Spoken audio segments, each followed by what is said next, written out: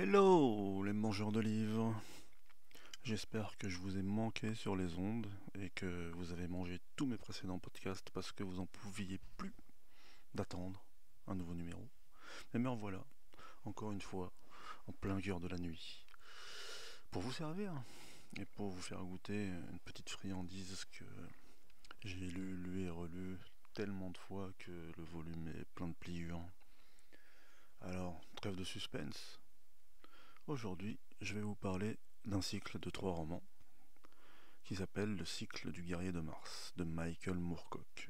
Alors, si parmi vous il y a quelques aficionados réels du podcast, vous savez que j'en ai sûrement déjà fait référence, notamment dans les conseils estivaux l'année dernière. Mais sinon, parlons un peu de Michael Moorcock. Alors Michael Moorcock, pour des gens de ma génération, un peu vieux, euh, il a fait partie du panthéon des auteurs de SF et surtout de fantasy pendant des années parce que dès qu'on commençait un peu à s'intéresser au genre et à gratouiller un peu et à demander des conseils ou à errer un peu dans les rayons de SF et de fantasy et des bibliothèques ou alors des librairies spécialisées, on tombait sur son nom. Notamment avec le fameux Elric de Melniboné qui est un autre de ses cycles fabuleux mais qui compte 4 fois plus de volume que celui dont je vais vous parler ce soir. Et c'est qui Michael Moorcock? Parce que, comme d'habitude, avant de parler du livre, il faut un peu parler de l'auteur, de celui qui l'a inventé, qui nous l'a donné si généreusement. Michael Moorcock, c'est un Anglais. Il commence à se faire vieux parce qu'il est né le 18 décembre 1939. Il a fait partie de ce qu'on a appelé la New Wave en Angleterre dans les années 60. Mais avant d'arriver aux années 60, en fait, Michael Moorcock, selon ses propres dires, et on va dire qu'on le croit sur parole, a été un lecteur très précoce, puisqu'apparemment il a lu dès l'âge de 3 ans et qu'il a commencé à lire tout ce qui était littérature enfantine anglaise de l'époque, et qu'ensuite, vers l'âge de 6-7 ans, il a commencé à lire P.J. Woodhouse, Mowgli et compagnie. Mais le déclic, la chose qui l'a rendu fou et qui l'a attrapé, qui lui a donné le virus pour toujours de la science fantasy, c'est bien sûr, bien sûr, bien sûr. C'est pour ça que j'aime Moorcock aussi. Le plus grand d'entre tous, hein, Edgar Rice Burroughs. Il est tombé un jour à 9 ans sur un des livres de son père, ce qui prouve que son père avait du goût. Le fils de Tarzan, Korak. Et comme il avait déjà aimé Mowgli, et ça l'a rendu fou. Et comme il le dit lui-même, Mowgli faisait pas le figure devant Korak. Mais comme il a ouvert la porte de la fantaisie burroughsienne, il a tout dévoré. Il a tout dévoré, dont, bien sûr, le plus grand cycle de Burroughs, le cycle de Mars de John Carter. Et donc ça résonne un petit peu, puisque là, le cycle dont je vais vous parler, c'est le cycle du guerrier de Mars. Donc, vous voyez l'affiliation. Et en fait, à tel point, ça l'a tellement rendu fou, les ouvrages de Burroughs, que à 15 ans, donc en fait, on peut quand même croire que c'était quelqu'un de précoce et d'assez doué au niveau littéraire. C'est que euh, au lycée, là, il s'est mis à. Il avait déjà créé des petits magazines, en fait, des espèces de fanzines, parce qu'à l'époque, ça se faisait. Et il crée un magazine qu'il appelle Burroughs. Alors, c'est pas Burroughs Mania, c'est Burroughs Signa, je crois. Et en fait, pour lui, ça voulait dire le langage de Burroughs, je crois. Et donc, il l'édite un peu, il le vend à ses copains, il en fait quelques numéros. Et le truc de fou, en fait, c'est que grâce à ça, euh, à l'âge de 18 ans, il va être embauché par Tarzan Adventures, parce qu'à l'époque, en Angleterre, il y avait un magazine. Alors bien sûr, hein, on est dans les années, la fin des années 50. euh, les pulps américains sont bien. Enfin, ça fait déjà 30 ans que ça existe, et même s'ils ont traversé l'Atlantique, ça commence un petit peu à péricliter. Mais il n'empêche que jusqu'à avant-guerre et un petit peu après-guerre, dans le monde anglo-saxon, il y a eu pléthore de magazines où on pouvait envoyer des nouvelles, où pouvez créer sur la foi d'un genre ou même d'un héros. Par exemple, à Tarzan Adventures, ou un autre exemple, il a dit souvent qu'il a créé Elric de Melniboné, entre autres influences, euh, par la némésis alors pareil, d'un héros de d'aventure policière, de détective anglaise qui datait de 1890, mais en fait qui a couru jusqu'en 1978, qui s'appelait Sexton Blake, et qui avait donc un arc ennemi, comme on dit en anglais, et qui était un albinos. Et donc il dit lui-même qu'il a mélangé un peu ça, du zoroastrisme, des légendes celtes, et ça a donné Elric de Melniboné. Donc pour en revenir à Tarzan Adventures, donc c'était un petit magazine qui, comme son nom l'indique, se dédiait aux aventures de Tarzan. Alors dedans il y avait sûrement euh, à chaque fois une nouvelle de Tarzan ou un roman de Tarzan, mais en plus il y avait tous les apocryphes et tous les auteurs qui voulaient en plus faire des Tarzan-like, quoi. Le truc c'est que en fait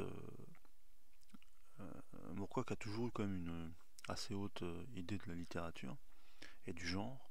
Et comme à l'époque c'était aussi un magazine de bande dessinée, Tarzan Aventure surtout, enfin, c'était moitié-moitié. Et lui en fait il a manigancé d'éliminer la BD. Ça, non pas qu'il n'aimait pas la BD, hein, après il a même été scénariste de comics, mais il voulait en faire un vrai magazine littéraire en fait.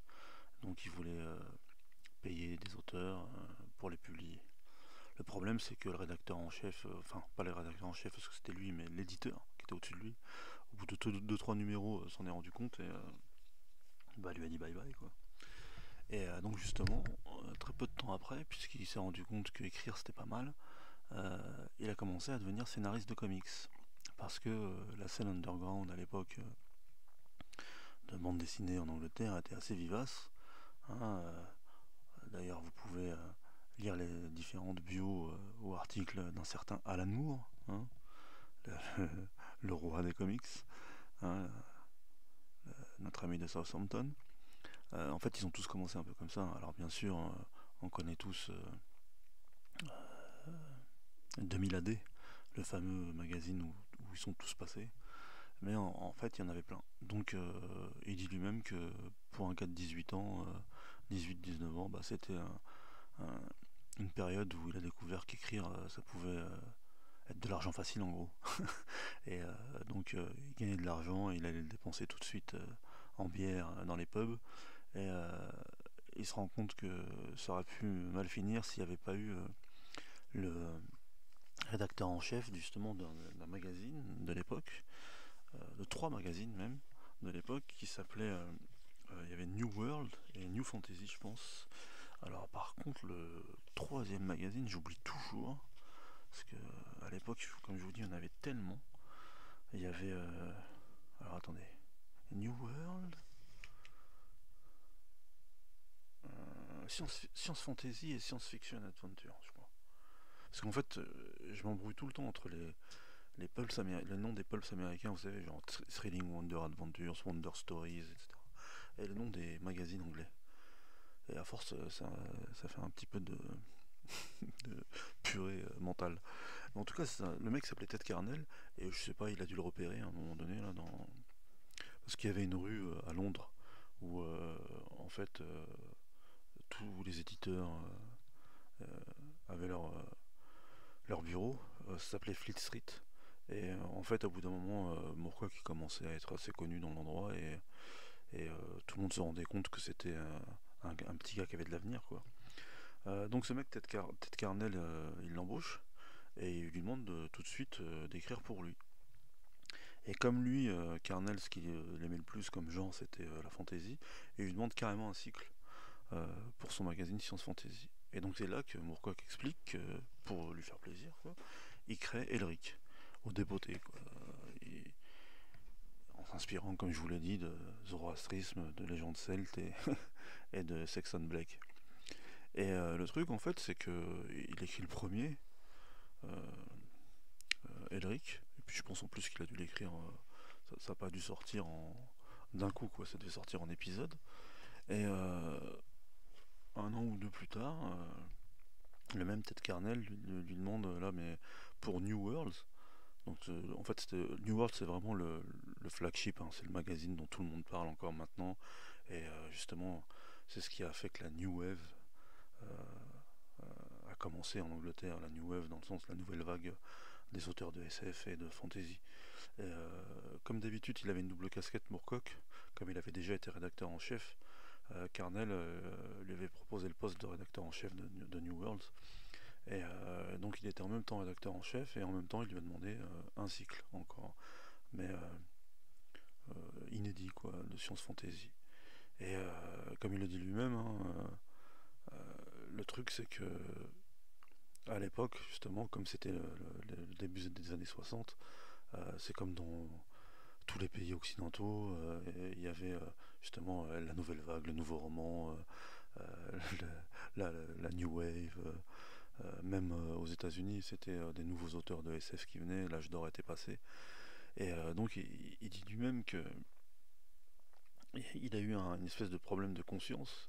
C'est qu'il a eu tout de suite l'idée de faire un pastiche de John Carter, mais à l'époque, il fustigeait lui-même le principe de genre et le fait qu'il fallait pas que les auteurs s'engoncent dans des genres parce que ça les bridait et que, surtout en ce qui concernait l'imaginaire, ils devaient aller dans toutes les directions, on ne devait pas les mettre dans une case en gros. Donc il invente un pseudonyme qui s'appelle Edward Powys Bradbury. Donc Bradbury, vous avez la référence, mais même Edward et Powys, en fait, c'est que des noms d'auteurs qu'il aimait. Et d'ailleurs, ce même patronyme là sera le nom de l'ami du héros donc de cette trilogie. Et comme pourrait dire Asburus, en gros, ce sera son biographe, ce sera celui qui écrira l'histoire. Et donc, il accepte et il crée le cycle de Mars, du guerrier de Mars, et avec trois titres. À l'époque, ce sont les guerriers de Mars, les épées de Mars et les barbares de Mars. Alors aujourd'hui, ça a un peu changé, hein, c'est la cité de la bête, le seigneur des araignées et les maîtres de la fosse. Mais à part les titres, et c'est ce qu'il avait dit, je me rappelle, ça m'avait toujours marqué ça, quand j'avais lu sa postface là, parce que moi au début je les avais eus en poche hein, quand j'étais ado, et puis je sais pas, il y a quand même peut-être 20 ans maintenant, les éditions Omnibus ont sorti justement donc des intégrales en omnibus chez eux, de tous ces cycles quasiment, et quand donc le cycle du Guerrier de Mars est sorti en omnibus, il y avait une préface de Moorcock, et à la toute fin il disait que pour la quasi-totalité de ces ouvrages, à chaque fois qu'ils étaient réédités, il tenait à les remanier, et parfois de manière drastique. Et il n'y a qu'une exception, c'est le cycle de Mars. Déjà, il disait qu'il était le premier étonné que ces trois textes avaient perduré et avaient été constamment réédités, parce que pour lui, c'était quand même. Il avait toujours dit qu'il les avait écrits en une semaine, et que même s'il avait pris beaucoup de plaisir, il pensait pas qu'il y aurait une postérité quoi, à cette œuvre. Et ce que je disais au début, et donc en fait, euh, au-delà du fait qu'il était étonné du succès de cette œuvre, il estimait aussi que il y avait rien à retoucher en fait dans l'œuvre, parce qu'il avait atteint son but de faire un John Carter-like, que c'était un hommage à l'auteur de sa jeunesse et qu'il n'avait jamais renié. Hein. Il a toujours dit que c'était celui qui lui avait donné envie d'écrire et qui l'avait fait rêver le plus. Et donc voilà quoi, il l'a écrit en une semaine quand même, c'est incroyable. Et le truc qui est fort en fait, c'est que là c'est un petit ricochet, mais pareil si vous écoutez les podcasts, je parle souvent d'une autrice qui est chère à mon cœur, qui s'appelle Lee Brackett, qui elle fait partie vraiment de l'âge d'or de la SF, bien qu'elle ait commencé à écrire, à être éditée avant l'âge d'or, hein, mais elle fait partie de ces fantastiques auteurs dont je vous parle souvent du début des années 20, qui ont, comme son mari Edmond Hamilton, Jack Williamson, E. Doc Smith, Bradbury qui était son pote aussi. Et quand le livre de Mars a été réédité au Bélial en omnibus, parce qu'elle avait elle aussi, c'était une fan de Burroughs, parce que Burroughs a inspiré tout le monde, notamment les meilleurs. Et donc le Bélial avait fait une belle édition en omnibus de son cycle de Mars.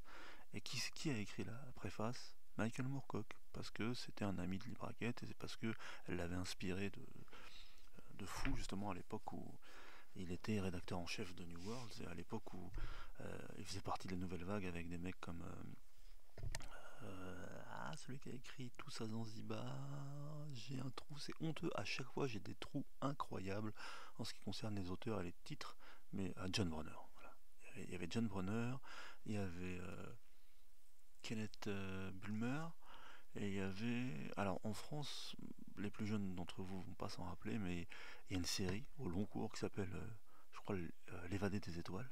Et c'était E.C. Tubb qui écrivait ces romans, et le héros il avait un nom français, c'était Dumaret, et Dumarest, hein, pas Dumaret le marécage, et ça a eu un succès incroyable, hein, moi quand je suis arrivé à la fin de l'adolescence, ça commençait un peu à baisser en France. Bon, dans le monde anglo-saxon ça a marché pendant 30 ans, mais moi à l'époque où justement j'écumais toutes les boutiques de SF et de fantasy, il y en avait tout le temps, partout, et genre la génération d'avant la mienne les avait tous lus. Moi j'ai dû lire peut-être les trois quatre premiers, comme je fais à chaque fois quand il y a des cycles trop longs. Et c'est vrai que c'était bien, hein. C'était de la vraie aventure spatiale. Et le truc de fou en fait, c'était que justement ces auteurs se connaissaient, parce qu'ils commençaient tous, et ils étaient tous édités chez New World, ils faisaient tous partie de la New Wave, et ils étaient tous dingues de Brackett. Et encore une fois, hein, moi par exemple après Burroughs et Howard, Brackett et Hamilton là, et leurs potes, c'est mes auteurs préférés aussi, Forever et For All Time, hein. C'est Brackett, en plus le truc c'est que en plus de son don de conteur et d'autrice, c'était une styliste incroyable. Il y avait de la poésie dans ses ouvrages. Et puis comme je le dis à chaque fois, elle était aussi scénariste. Alors pour les fans de Star Wars, c'est elle qui a écrit le scénar de l'Empire contre-attaque. C'est pas Kasdan, c'est elle. Elle a écrit Le Grand Sommeil. Elle a travaillé en collaboration avec Hammett pour adapter justement son livre. Donc elle était copine avec Howard Hawks, avec Bogart, avec John Wayne, parce que elle a fait Hondo, Rio Lobo, Rio Bravo et compagnie, Atari. Alors, elle avait plusieurs cordes à son arc. Mais moi je vous conseille ces bouquins de SF, ils sont trouvables partout. C'était une grande aparté, mais c'était en fait pour vous expliquer que Moorcock faisait partie d'une famille littéraire. Et en fait il avait un pied dans chaque monde. Il avait un pied dans ce que maintenant les gens appellent la SFA papa, ou peut-être même pas la SFA grand-papa.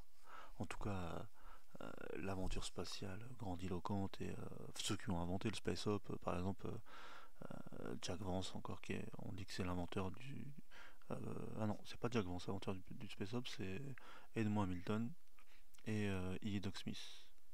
Donc justement, Hamilton, c'était le mari de Brackett, et donc voilà quoi, il a un pied dans ce monde-là, là, du Sons of Wonder en fait, voilà. Je le dis souvent, tous ces auteurs, c'est les auteurs du Sons of Wonder. Alors il y a deux écoles là-dedans aussi, hein. Il y a ceux qui aujourd'hui estiment que c'est dépassé, que ça veut rien dire, et que c'est daté comme ils disent, et il y a ceux qui comprennent que en réalité c'est fantastique, et c'est l'équivalent de Tolkien en SF quoi.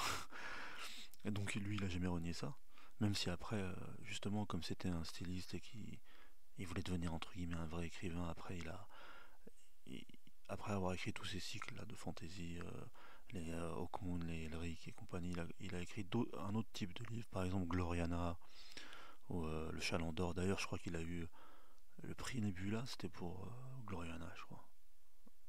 Et on est plein de lecteurs de Moorcock justement à estimer que à partir du moment où il s'est pris au sérieux, ça a été moins bien, même s'il a eu le prix Nebula. Mais ça, c'est une autre histoire. Donc, comme je vous disais, donc c'est lui et ses potes quand ils se retrouvaient euh, au pub après être sortis de New Worlds, quoi, ils aimaient tellement Brackett, qui aimait tellement Burroughs, qu'ils étaient capables de se faire des cadavres exquis, pardon, en lançant une phrase d'un des romans de Brackett, quoi, et en faisant tourner autour de la table, et en faisant une nouvelle comme ça à l'oral.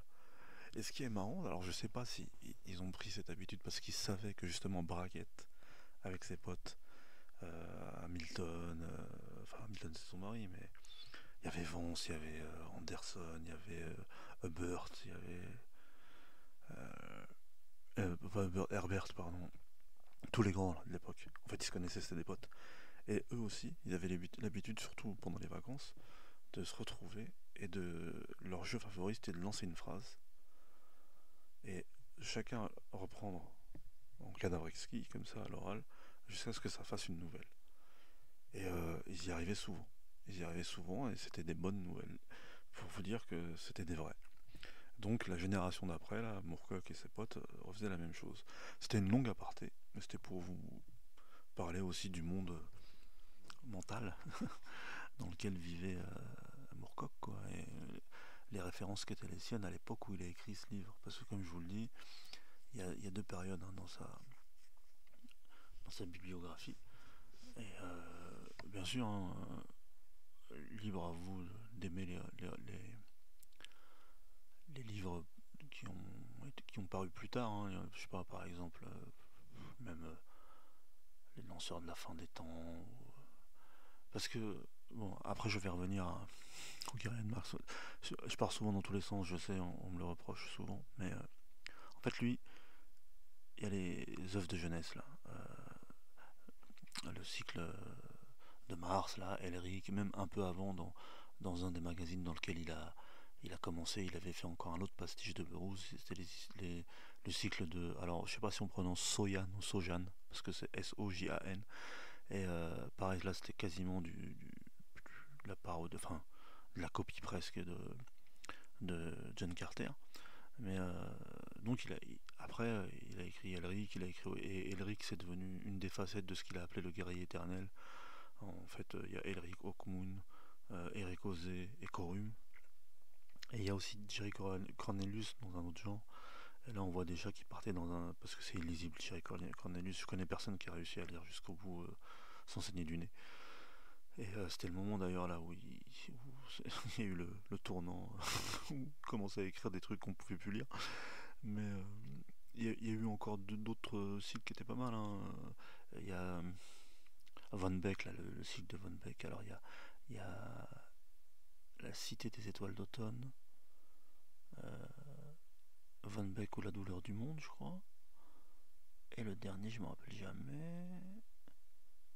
Bon, je vous le dirai, ça me revient. En tout cas, c'est une trilogie.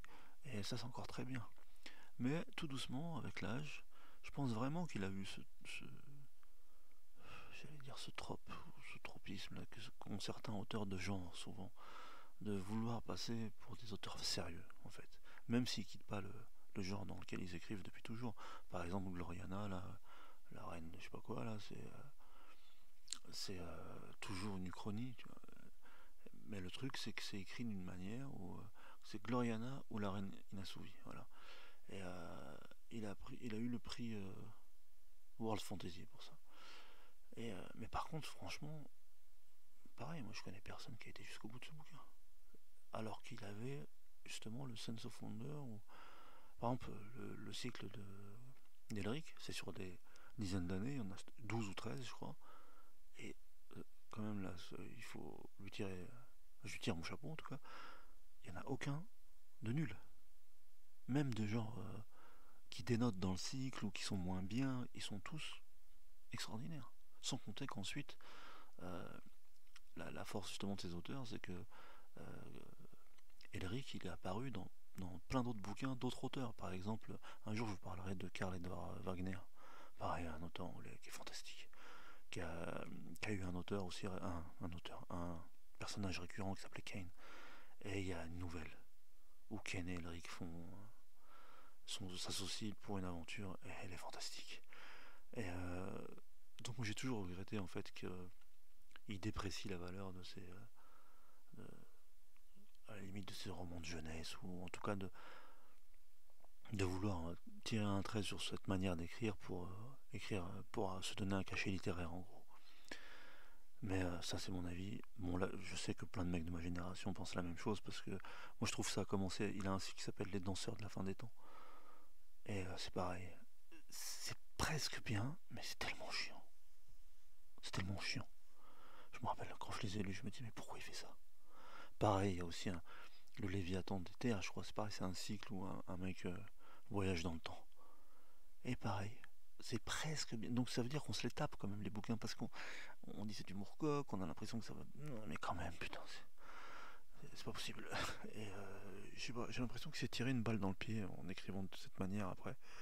Mais encore une fois, il y a plein de gens qui aiment ces cycles, donc là c'est vraiment un avis personnel, et peut-être que je vous dégoûte même de lire, mais je reviens au Guerrier de Mars. Bon, en fait, c'est plus un podcast sur Moorcock en général que sur Également. Pourquoi je vous parle de celui-là en premier? Parce que, comme je vous l'ai dit, ça a été son premier cycle, bien qu'il ait écrit le premier roman d'Elric avant. Et pourquoi aussi je vous parle du Guerrier de Mars? Parce que moi, je me rappelle l'avoir lu avant Elric, avant Corum. C'est avec ça que j'ai découvert Moorcock. Et j'étais encore au lycée, je crois, j'étais en terminale, ou peut-être, ouais, fin terminale ou début de la fac.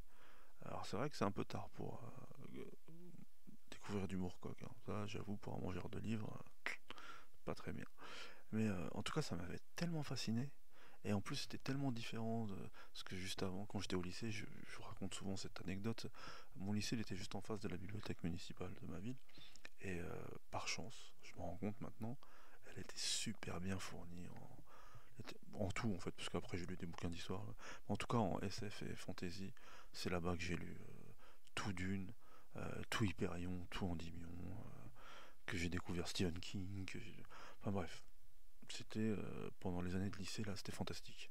Je sortais du lycée, je passais 1 heure ou 2 dans la bibliothèque, je ramenais des bouquins chez moi, comme j'avais pas de thunes, c'était exceptionnel, tout était gratuit. Je devenais fou, quoi. Je passais plus de temps à être un rat de bibliothèque, quoi, et à lire ces bouquins que à potasser mes cours, quoi. Mais bon, c'est pas grave, ça a marché quand même. Et donc, une fois que je m'étais confronté à ces grands cycles de SF comme Dune ou Hyperion, bah, je tombe comme ça par hasard. Et en plus, à l'époque, c'était en poche. Et c'était. Albin Michel avait une collection qui s'appelait Épée et Dragon. Alors, Épée et Dragon, encore une fois, le hasard fait que il y avait cette trilogie là du Guerrier de Mars. Et il y avait aussi une trilogie de qui? De Lee Brackett, le cycle de Skate, avec son héros fantastique Eric John Stark. Et à l'époque, la maquette de ces poches, elle attirait l'œil tout de suite, surtout pour un jeune gars qui était féru de fantasy. Juste le titre de la collection, Épée et Dragon, c'était bon. Je disais n'importe quoi, moi, avec. On m'écrivait Épée et Dragon, c'est. Il y avait une petite cover illustrée vite fait. Quoique je crois qu'en plus, les covers, hein, en tout cas en ce qui concerne Skate, c'était du Casa, je crois. Donc à l'époque, c'était pas mal d'avoir Casa en illustrateur. En tout cas, bref, je me rappelle pourquoi je vous parle de ça. Donc je chope la trilogie et je vais chez moi et je commence à lire. Et c'est au moment où, alors moi j'ai grandi dans ce qu'on appellerait aujourd'hui des quartiers défavorisés. Mais en fait, bon, je trouve pas qu'il l'était tant que ça. Mais encore une fois, une des chances de grandir dans les quartiers difficiles, c'est qu'on avait des maisons des jeunes. Des maisons des jeunes qui, comme on n'avait pas de thunes, nous proposaient euh,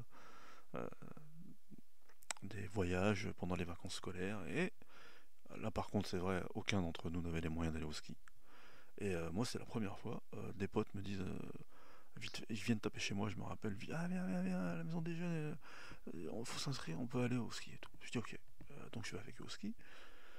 Mais je prends quand même mes volumes du Guerrier de Mars, parce que j'étais dedans et je devenais fou.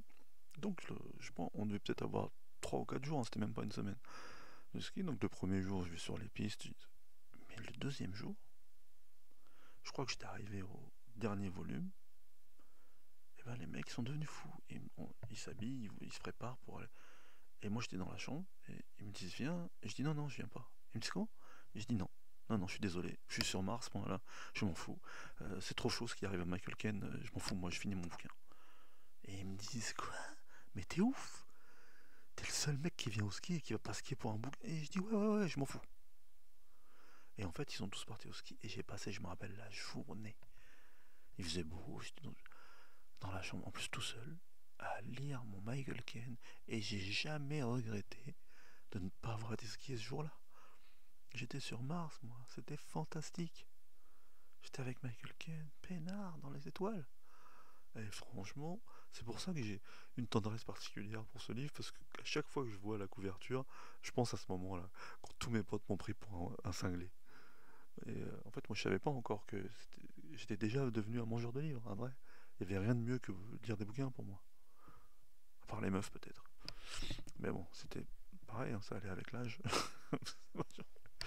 En tout cas, bref, voilà. Je sais pas si aujourd'hui on a le droit de dire ça, mais c'est avec le plus grand respect pour la gente féminine. Euh, je m'enfonce en disant ça. Bah, je suis un vieux. Ouais, bref, pour en revenir à Michael Caine. Donc, en fait, cette trilogie, c'est une œuvre de jeunesse pour lui qu'il a écrit en une semaine. Mais, comme je viens de vous le prouver, il avait capté ce qu'était le Sons of Thunder en lisant du Burroughs et du Brackett pendant toute sa jeunesse. Et après, parce que après il faut le talent aussi hein, pour pouvoir transmuter ce qu'on a compris en or littéraire. En tout cas, ça a marché. Donc, je vais vous parler maintenant de Michael Caine. Donc, c'est quoi l'histoire de Michael Caine? Parce que malgré mes promesses de vous faire un podcast sur Edgar Rice Burroughs, j'ai toujours pas fait. Donc vous savez peut-être pas ce que c'est le cycle de Mars de Edgar Rice Burroughs avec son héros John Carter. Mais en tout cas, je le ferai. Hein. Si je meurs pas avant, je ferai un podcast sur Burroughs. Le truc en fait, c'est qu'il y a deux auteurs en particulier dont je veux traiter dans des podcasts, mais où je veux vraiment être sérieux, où je veux balayer tout le spectre de leur œuvre, de leur vie, pas genre juste bouquin par bouquin, c'est Robert Howard et Edgar Rice Burroughs. Parce que pour moi, en tout cas, déjà, comme je dis souvent, en littérature tout court, enfin en littérature de genre et en littérature tout court, ils font partie de mes auteurs préférés et je trouve que ils sont inégalables sur bien des points.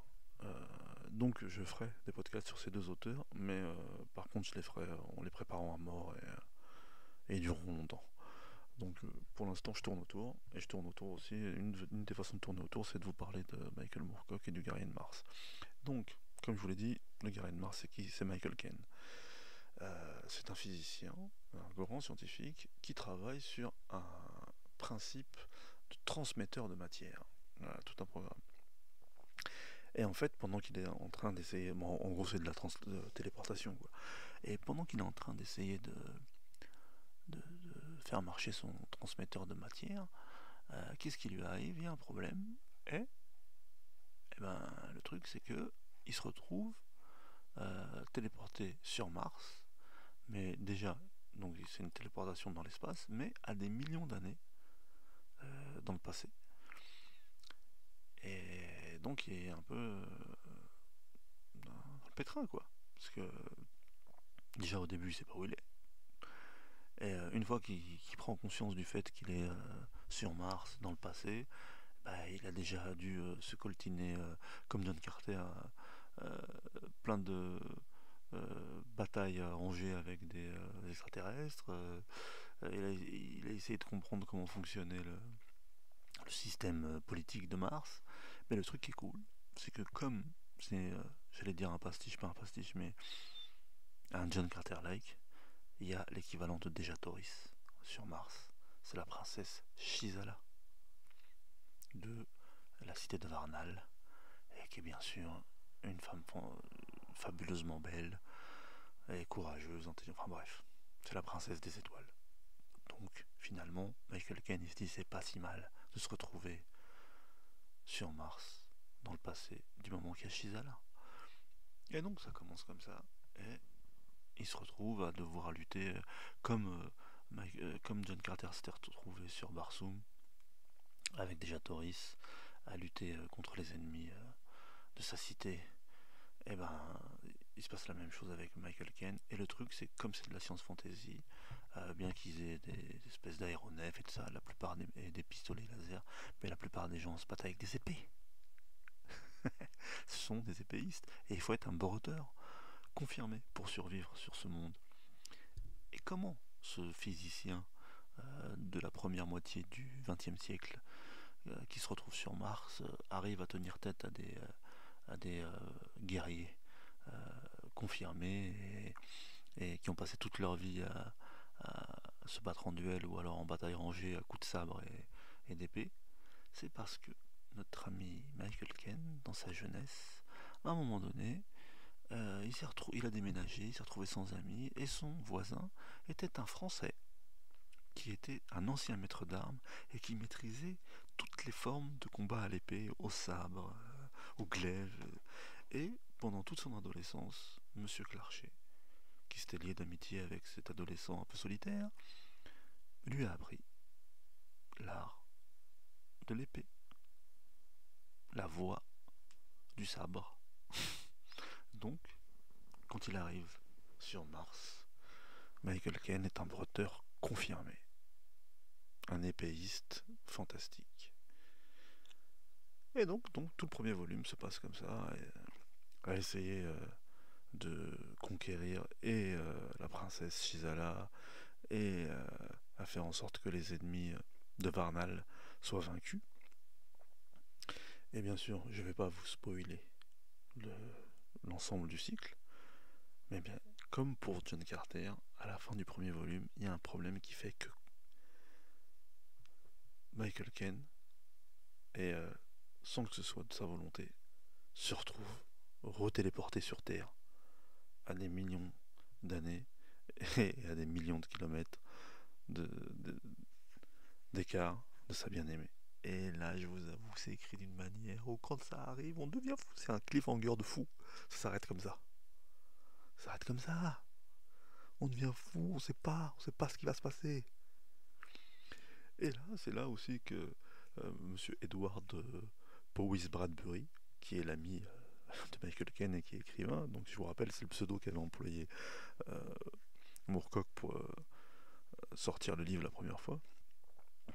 Et c'est sur une note de cet écrivain, donc fini le premier volume, en nous disant bah voilà ce qui arrive à Michael Caine et comment va-t-il pouvoir retrouver l'amour de sa vie. Et donc je vous en dirai pas plus sur la suite de l'histoire, parce que il faut que vous lisiez Michael Caine. Mais le truc, c'est que, encore une fois, je suis parfaitement conscient que pour vraiment beaucoup de gens, parce que j'en parle souvent, soit avec des libraires, soit avec des amis mangeurs de livres, soit avec parfois des gens que je rencontre et qui sont plus jeunes que moi et qui commencent à lire des livres de genre, de SF, de fantasy. Je me rends bien compte que tout ce genre-là de fantasy, de science fantasy, on va dire, qui a près de 100 ans maintenant, ou parfois plus de 100 ans, bizarrement, ça accroche plus pour une partie de la population.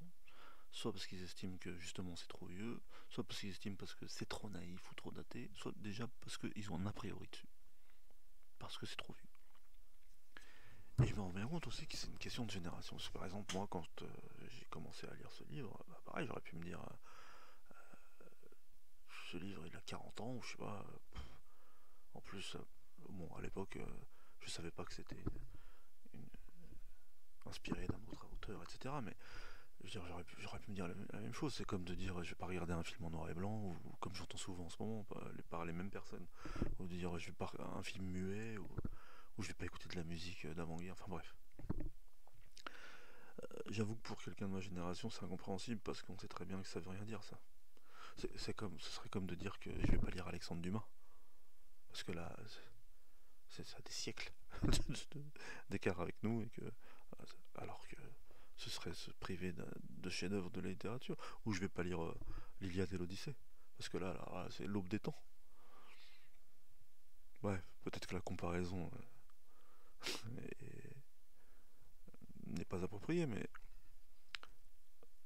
puisque je me balade souvent dans les librairies, je me rends compte vraiment qu'il y a un shift générationnel et que pour plein de gens, malgré le fait que ce soit encore réédité, parce que je n'ai encore vu il n'y a pas longtemps des omnibus de Moorcock qui avaient l'air de... qui n'étaient pas sortis, enfin je veux dire, c'était pas de l'occasion à Gibert, genre ils étaient tout neufs à la Fnac, quoi, donc ça veut dire que ça continue à se vendre. Mais j'ai du mal à rencontrer des gens, et même parmi les libraires. Par exemple, j'ai vu depuis qu'il y a eu le Covid, il y a toute une nouvelle génération de libraires qui a ouvert des librairies, notamment d'occasion. On va dire c'est des trentenaires. Eh ben déjà la plupart d'entre eux ne connaissent pas Moorcock. La plupart d'entre eux n'ont jamais lu des mecs de la génération de Moorcock ou des genres de bouquins que Moorcock a écrit. Et après après, encore une fois, je dis pas ça méchamment, ou c'est vraiment pas une critique acide ou acerbe.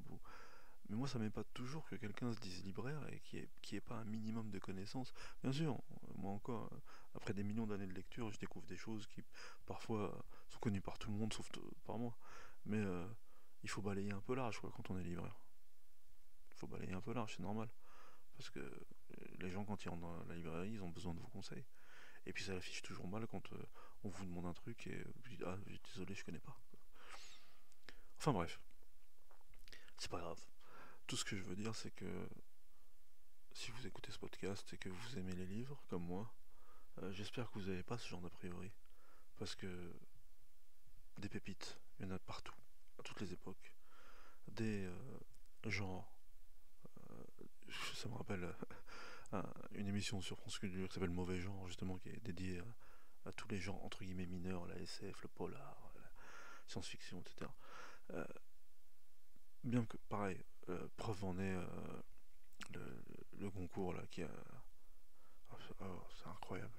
Je vais pas m'en rappeler du nom. Enfin bref, vous savez, il y a 2 ans, il y a le concours qui a été vendu à 2 millions d'exemplaires. Ça faisait 60 ans qu'il n'y avait pas eu un concours qui avait marché autant. Bah, c'était de la SF, même si c'est sorti en blanche chez Gallimard, c'était de la SF. Et c'est honteux parce qu'à chaque fois, j'ai des trous comme ça quand je fais mon podcast et je me rappelle pas d'un titre. J'espère que ça reviendra. Ça m'énerve. Enfin bref. La SF, il y en a partout maintenant. Il y en a sur Netflix, dans les séries. La plupart des films, c'est de la SF. Je sais que je divague un peu et que je m'égare en disant ça. C'est juste parce que souvent, quand je parle de ce genre d'auteur, la réponse c'est direct ça. Ouais, non, laisse tomber. C'est quoi, c'est vieux. Et puis, sauf qu'est-ce que ça veut dire, le mec qui est sur Mars. Il n'y a même pas d'explication. Il se retrouve sur. Bon, bref. Bon, en fait, c'est pareil. Je parlais d'Alan Moore tout à l'heure. Une autre aparté. Quand il a créé League of Extraordinary Gentlemen. Alors vous savez tout ce que c'est, je pense. Hein. Il y a même eu une adaptation calamiteuse au cinéma avec. Et malheureusement, c'était la dernière apparition de Sean Connery au cinéma, avant sa mort. Hein. D'ailleurs, il jouait le rôle d'Alan Quaterman. Alan Quaterman qui a été un héros que Moorcock a lu avant ses 10 ans, parce que c'était H. Rider Haggard, l'auteur. Je vous en ai parlé souvent de cet auteur aussi, je ferai des podcasts sur lui. Fin de la parenthèse. À un moment donné, dans le deuxième tome, je crois, il y a un préambule qui se passe sur Mars. Et donc, il y a John Carter, qui est sur Mars, qui rencontre Michael Caine, parce qu'il y a en fait, c'est une espèce de remake de La Guerre des Mondes d'H.G. Wells. Et tous les héros, parce que le principe de la Ligue des Gentlemen Extraordinaires, c'est plein de héros de la culture populaire littéraire qui font une équipe, qui se retrouvent. Alors il y a Alan Quaterman, il y a Jekyll, il y a Nemo, etc. Et donc il fait la même chose pour soit les antagonistes, soit des seconds couteaux. Donc là ça se passe sur Mars au début, et donc il va avoir l'invasion comme il y a eu dans H.G. Wells, la guerre des mondes, mais il y a des héros humains, terriens, qui sont sur Mars et qui essayent d'empêcher ça. Donc il y a John Carter qui va voir Michael Caine, et il a appelé un troisième larron qui s'appelle Gulliver Jones. Alors c'est qui Gulliver Jones? Et moi à l'époque je venais juste de découvrir ce mec, parce que justement à force de lire des hommages comme celui de Moorcock à Burroughs, de lire Braque, etc., j'avais découvert que avant Edgar Rice Burroughs, il y a un Anglais qui avait écrit un bouquin qui s'appelle Gulliver Jones. Et là c'est encore mieux. C'est un Anglais qui prend un tapis volant. Alors là c'est en 1880 ou un truc comme ça, hein, le bouquin. Genre c'est vraiment un précurseur des précurseurs. Mais en tout cas, il prend un tapis volant et il se retrouve sur Mars et il lui arrive le même genre d'aventure. Et là par contre, moi je l'ai acheté sur Amazon ce bouquin à l'équivalent de une livre quoi, one pound. Je l'ai reçu, j'étais trop content, je l'ai lu en une après-midi. Et ben, on peut dire, là pareil, hein, j'aurais pu dire, bah, laisse tomber. C'est même pas de la vraie SF, c'est au 19e siècle, un mec qui va en tapis volant. Mais c'est merveilleux. C'est merveilleux comme bouquin. Alors pareil, voilà, c'est une pépite que je vous donne, personne ne connaît. Gulliver Jones. C'est même gratuit en PDF sur internet. Vous pouvez l'imprimer. Vous n'avez même pas besoin de l'acheter. Bien sûr, c'est un bouquin du 19e siècle, euh, précurseur de la SF, comme c'est même pas du merveilleux scientifique comme disait Maurice Renard, là. C'est juste du merveilleux tout court. Mais c'est fantastique. Et c'est lui qui a fait germer l'idée de ces héros terriens sur Mars, qu'ont été ensuite John Carter, qu'ont été Eric John Stark, qu'ont été Michael Caine. Et tous ces romans sont fabuleux. On peut dire que c'est des romans de pulps, ou de toute façon tous les mecs, enfin pas tous les mecs justement. C'est ce que j'avais dit une fois dans un podcast. Tous ces pulpsters là, que ce soit Hamilton, Brackett, Burroughs, et ceux qui s'en inspirent maintenant comme Michael Moorcock, lui il a commencé aussi dans l'équivalent de pulps en Angleterre. En fait il y a eu des milliers d'aspirants écrivains qui ont envoyé des nouvelles ou des romans à ces pulps, qui ont même été édités, hein, parce qu'il fallait bien faire tourner la machine. Mais on se rappelle de qui? On se rappelle des 10, 20, 30 meilleurs de ces milliers de gars. Et ceux qui ensuite, quand le paperback est sorti, c'est-à-dire l'édition en livre de poche, eh ben, on en vendu ensuite justement des centaines de milliers, voire des millions de leurs bouquins, et qui en vendent encore. Tarzan, c'est encore. J'ai vu qu'il y avait une réédition encore là. Enfin, John Carter a eu des adaptations au cinéma. Comme je vous dis, Moorcock, bah, c'est encore réédité, Elric. Donc, tout ce que je vous demande, c'est garder cet esprit de découverte. N'ayez pas d'a priori, parce que de toute façon, quand on mange des livres, il faut pas en avoir. Il faut d'abord le goûter, le livre. Après, on est libre d'aimer, de pas aimer, de le recracher, de le digérer. On peut faire ce qu'on veut. Mais en tout cas, si, comme moi, en lisant ce genre de livre, eh ben ça vous prend. Et ça vous donne le virus du merveilleux, du sense of wonder. Je le dis plein de fois, presque à chaque podcast. Mais si vous arrivez à choper ce sense of wonder, eh ben ça éliminera vos nuits. Vous en lirez des tas. Et ça vous donnera un truc en plus dans la vie. Un petit côté merveilleux, justement, des rêves plein la tête. Quand vous penserez à Mars, ce sera pas juste la planète rouge. Ce sera Barsoum, ou ce sera un mec en tapis volant qui va dessus, ou ce sera les canaux de Mars, ou ce sera... Enfin bref. Alors peut-être qu'en vérité, finalement, je devrais même pas l'appeler Michael Caine ou je sais pas quoi, ce podcast, parce que j'ai parlé de plein de trucs, mais finalement... Aujourd'hui, j'avais un peu envie de partir dans tous les sens. Et un truc qui a rien à voir, là, j'ai regardé, là, parce que moi je suis sur Rocha pour enregistrer les podcasts. Et j'ai vu que j'étais à 975 écoutes, un truc comme ça, tout épisode confondu. Alors je sais vraiment pas beaucoup, hein, parce que je crois que ça fait le premier podcast que j'ai enregistré, ça devait être au mois de juin dernier, donc je suis vraiment... avant je disais que j'étais dans les limbes de Podcast Land, mais là je suis dans une autre dimension, quoi, je suis sous la terre. C'est même pas ça, c'est... je m'étais dit peut-être que si j'arrivais à 1000, je ferais un truc extraordinaire. Et je sais même plus pourquoi je vous dis ça. Oui, en tout cas, donc quand j'ai vu ça, quand je m'apprêtais à enregistrer l'épisode, bah je me suis dit, bah, et que j'ai vu quel épisode j'avais fait juste avant, je crois que c'était Frankenstein, et j'en avais pas parlé en bien, je me suis dit, bah je vais prendre un truc que j'aime bien. Et pas forcément parler que du livre, parler de l'ambiance qu'il y a dans le livre, parler de l'auteur, parler de l'école d'écrivain que ça charrie derrière. Et